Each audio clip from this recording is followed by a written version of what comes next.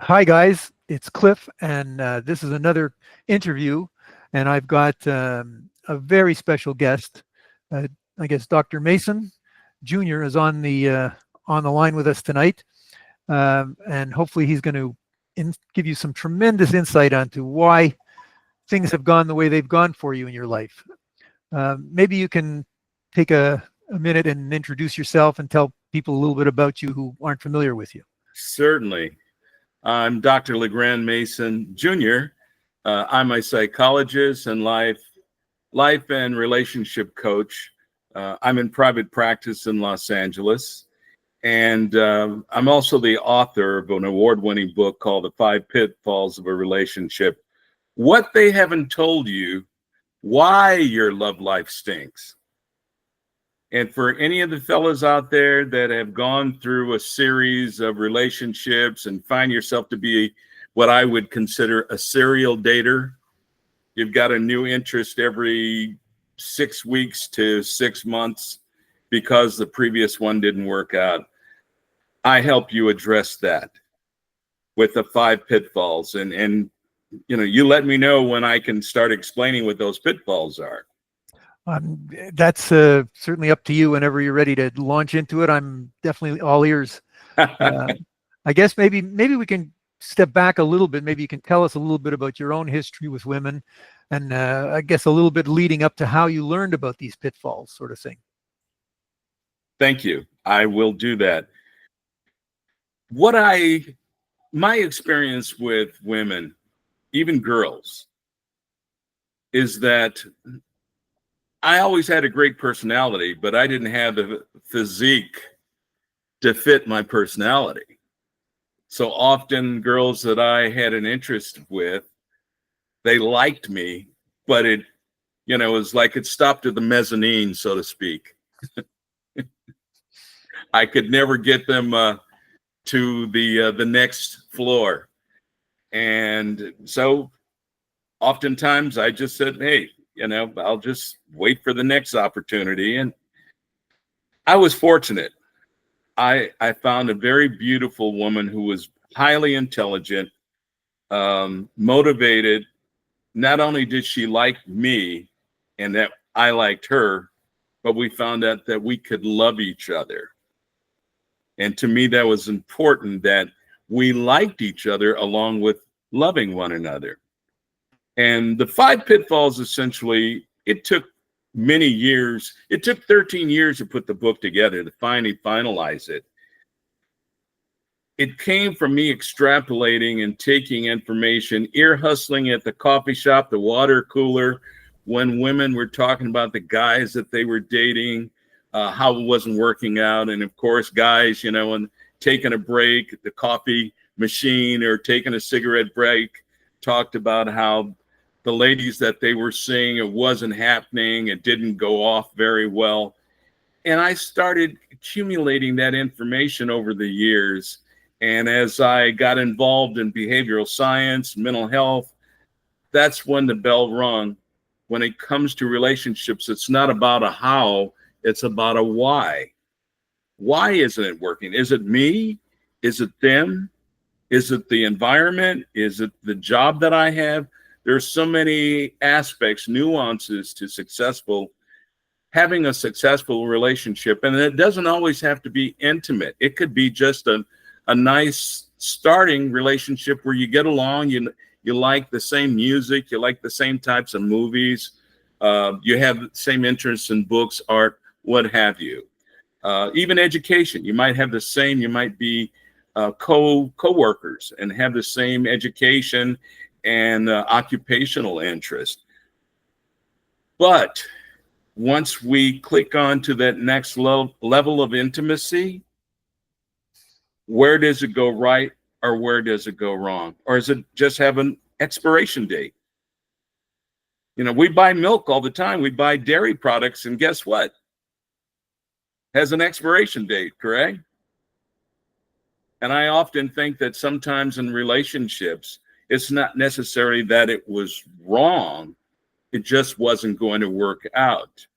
It was just going to expire. Your interest went from A to B, and the other person's interest stayed at A, or vice versa. But that was how I came up with the 5 pitfalls, that I realized that people have a sense of how they pursue, how they choose, how they act, how they react, and what the end result might be. Relationships are essentially two people having an interest. The intimacy level can either be maybe even the basis of it, but it has no other anything else to attach to it. Sex might be the greatest sex in the world, but the intellect, emotional compatibility, occupational, intellectual drive might be different, and it just doesn't work out. So there's a lot of things that we have to realize before we start maybe even blaming ourselves, or even trying to find out what's the how to this. How do I do this? No, start with the why factor. Can you go into a little bit more about, the specific whys that you found that maybe people aren't aware of? I think that was kind of the essence of what you've been going on about. Yes, the 5 pitfalls. The first one is vanity. And vanity is the superficial pitfall, where people fall for someone that's good looking, might have a good job, make good money. They might even have their social realm is with important people. They drive a great car, things of that nature. Those are superficial. They don't pinpoint, and they don't involve the emotional aspect of a person. But often we get caught up in seeing what we see before we see what's on the inside of it, or find the inside of a person. That's the vanity aspect. We've all seen vanities. They're just a piece of furniture with drawers that could have anything: socks, tools. The ones that are at the bazaars and antique shops have all this ornate, wonderful carving on the outside, but on the inside, essentially, is nothing unless you put something in it. And those folks that have these wonderful looking vanities in their bedroom or in a closet or what have you, they're probably keeping junk in it. So vanity, the superficial pitfalls. And then there's pity. Pity is that pitfall where two people fall for each other, or one falls for the other based on the fact they feel sorry for them.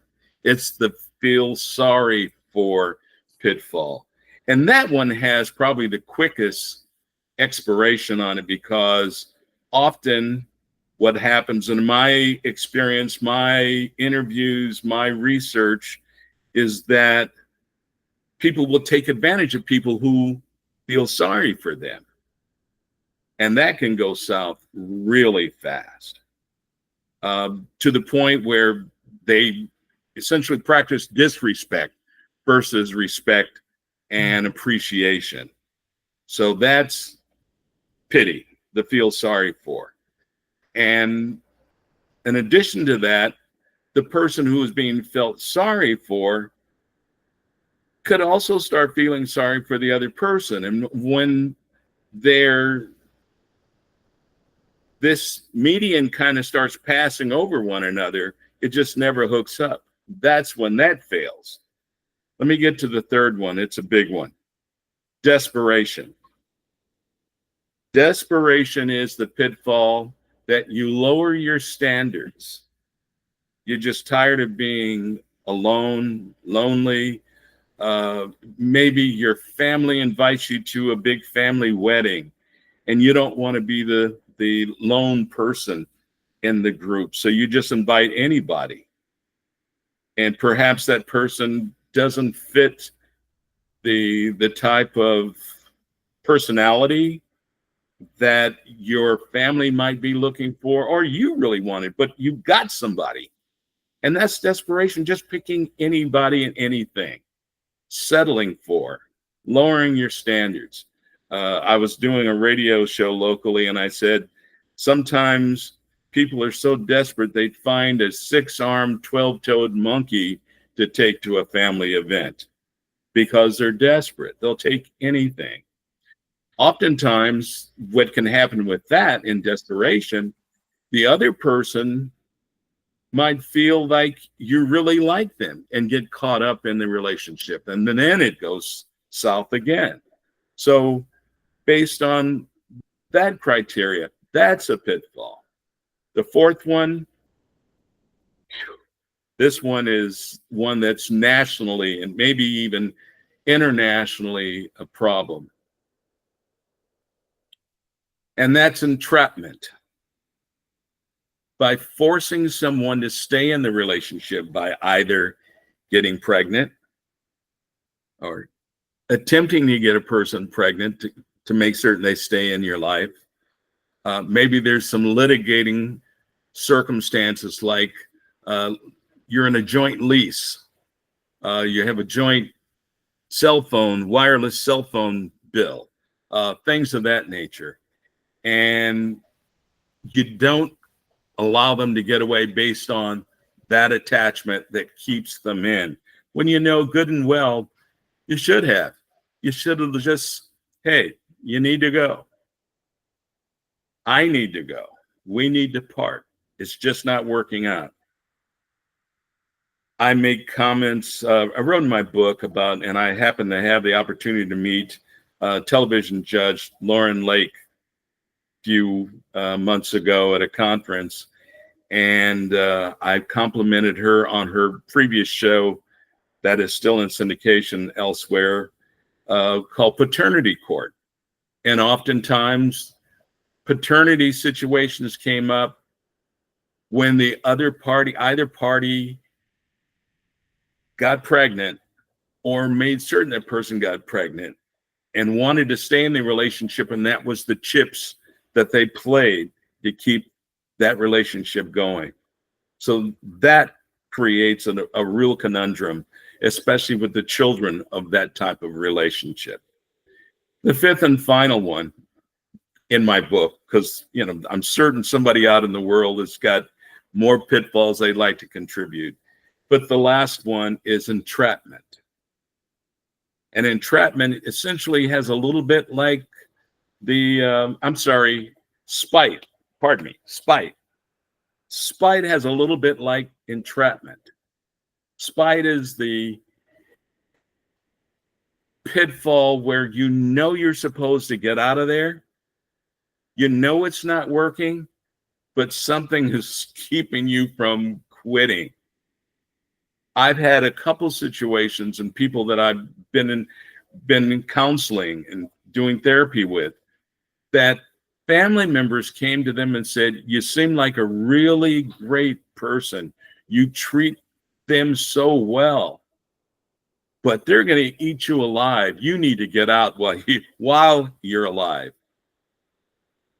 And there you have it. Vanity, pity, and desperation, entrapment, and spite that fail to yield. And I forgot to mention, entrapment is the deceitful pitfall. I hope that helps.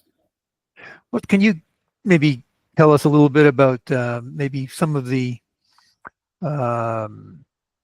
success stories that have resulted from your opening people's eyes to these type of things? When people realize that they actually, not only do they love this person, but they like them as well, is when they start having better and more successful relationships that eventually can lead to and have led to marriage. I've also counseled couples that when it came right down to it, there was love. There was that, humanistic love, but they didn't like each other. And unfortunately, even with all of my efforts to keep them together, and I have a great success rate, they found out they would rather go separate ways than to be in a situation where they just didn't really like that person.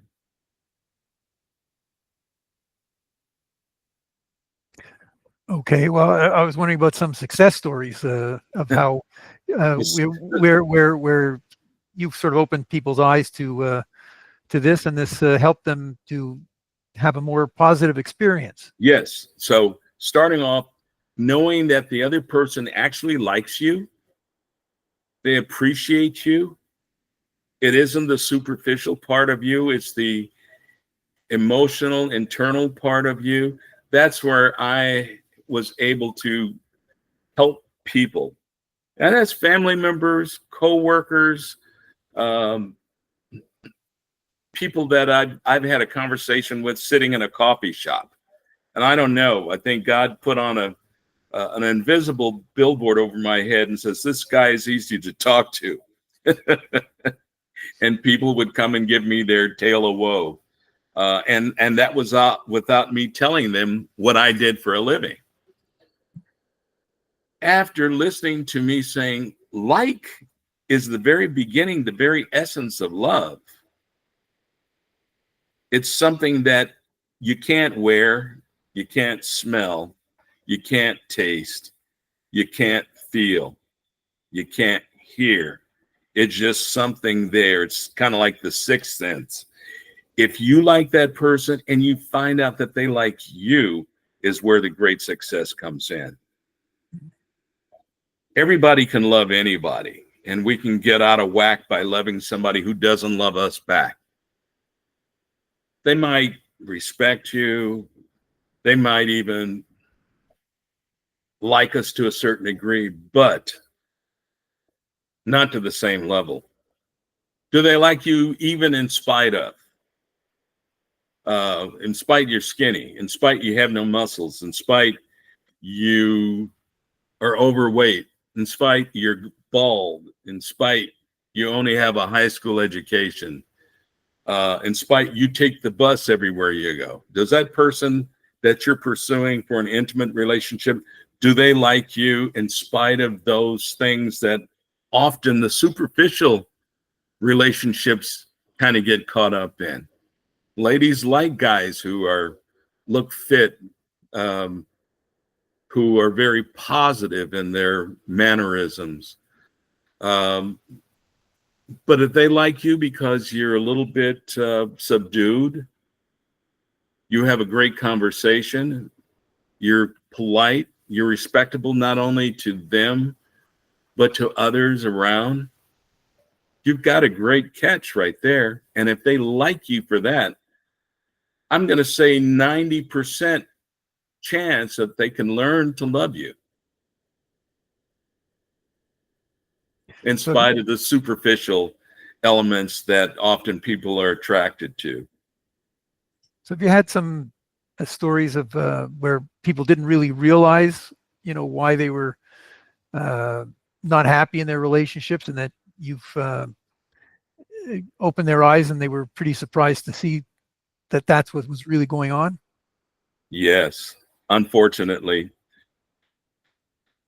some of us, men and women, have a sense of charm or a sense of deceit that they can get away with murder with the person who cares so much for them that they can't do no wrong. And there's always that little glimmer of a beam that will shine to kind of reveal that this person hasn't been all that great after all. They may not have caught them cheating, but the element of suspecting that they have or they are start becoming clearer and clearer. And eventually there was a situation, I was working with a couple. They've been married 30 years. They'd separated a couple times before.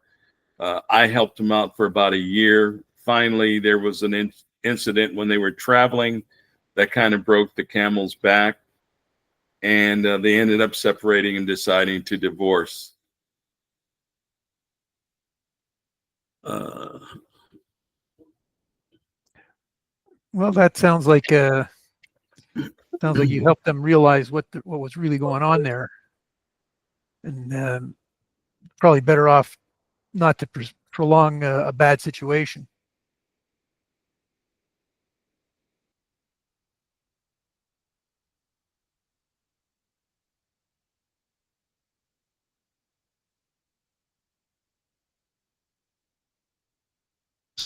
Are you around? I'm back. I Okay. should be. Okay, good. All right. Well, maybe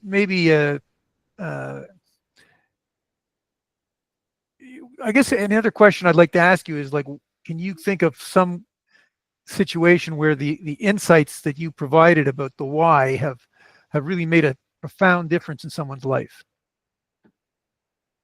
There's another individual. This guy has been married 4 times in the 20 years that I've known him. And have found out after he bought my book, he read it, he says, I found out what my problem is. I'm a sucker for a sorry story. And my pitfall is pity. And it's kind of the My Fair Lady kind of thing. He thinks he can make these ladies into a sophisticate of some sort. And he showers them and provides for them and takes them places that they hadn't been before. And then when it comes right down to it, he found out they didn't really like him. They were just taking advantage of his resources. Finding out why and what has been your pattern of selecting a mate can really make a difference. Is it just because you feel sorry for them? That's going to expire. Somebody's going to get tired of somebody. Or is it just because it's the superficial aspect of it? And I know guys, we all talk, either, having a beer or drink or coffee. And guys might come out and say, my wife has sure gained a lot of weight. The superficial aspect, not remembering that woman had, captured his soul and should have captured his soul based on the inside of her emotional stability, her ability to love and like him, as opposed to she was gorgeous, drop dead gorgeous with a figure to kill and always made herself up. So that's an aspect. That's a superficial phenomena that people can find to be a deal breaker in relationships, mostly in marriage. And my book basically is geared toward those individuals that are not in a marriage or in a committed relationship. This is for, as I mentioned earlier, for the serial daters, for those that have not found that person they want to stay in their lives for the rest of their lives. The other one is, again, that entrapment. And when that expiration time came up, they were ready to part ways, and bingo, they dropped the paternity claim on them. Couldn't get out of it. They eventually got out of it, but there was always that bridge and to the attached other side of that bridge, that child and the other parent, the mother, when they speak of us guys. And that can be very unpleasant to the point where there's a certain bit of resentment that falls down on the child because they no longer like the mother, and vice versa. The mother no longer likes the dad and puts a lot of the blame on that child because the dad left her or no longer was interested in her. Semantics make the difference, but essentially it didn't work out. Well, I think you've let us know that there are some things that we didn't necessarily realize or why things aren't working for us. And I think that was very valuable. Maybe you can take a few minutes and tell people watching this and listening to it about, if they wanted to find out more about what you do, you offer coaching, your book, whatever you're offering, maybe you can take a few minutes and tell them about that. Oh, thank you. I'd be more than glad to. So my book, The 5 Pitfalls of a Relationship, What They Haven't Told You, Why Your Love Life Stinks, is available in both hard copy and paperback from Amazon and Barnes & Noble, Apple Books. I'm in private practice, and I will give you my phone number, 866-773-4303. That's a toll-free number, 866-773-4303. I'm available Monday through Saturday here. I'm on the West Coast, so my time starts 10 a.m. Pacific Coast time. My email is drlmasonphd at Gmail. That's drlmasonphd at gmail.com. And I'm welcome for any calls that may be in regards to my book or your situation. We can set up a plan for meeting with me on a regular basis. I'm available. It will be virtual, so I work with people pretty much all over the world, East Coast, down under. I've had a few folks in Canada, and I actually had one client in Asia as well that found out about myself. My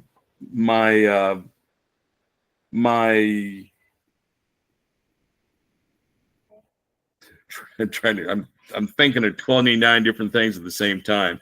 My web page is it's a little difficult, so it's better to just email me, and I'll be glad to respond at that drlmasonphd, drlmason@gmail.com.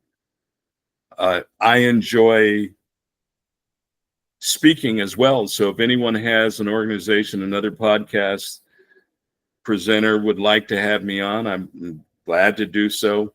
I do conferences. I speak at local and sometimes distant universities, colleges, and churches.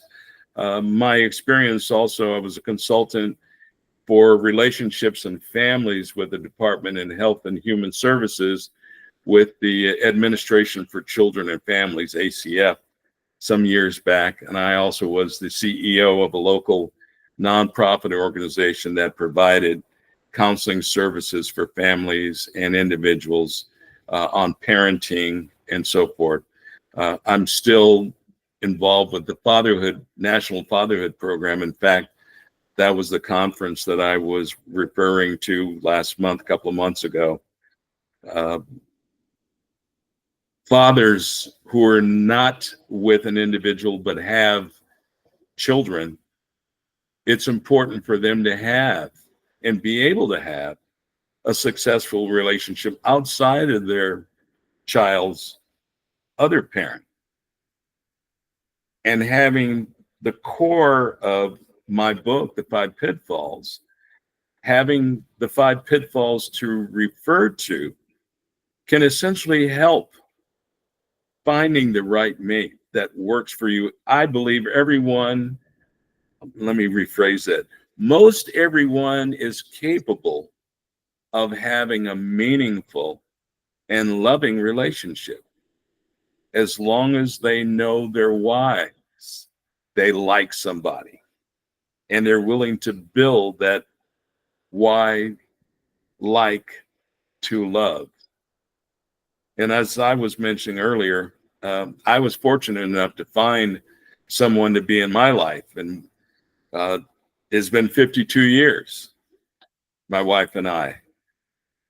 And that was one of the other things, seeing some of her friends and her colleagues and relatives go through failing relationships was part of the anecdotal area of my research for the book, because it really came down to, why are you not finding, not being able to have a sustainable relationship?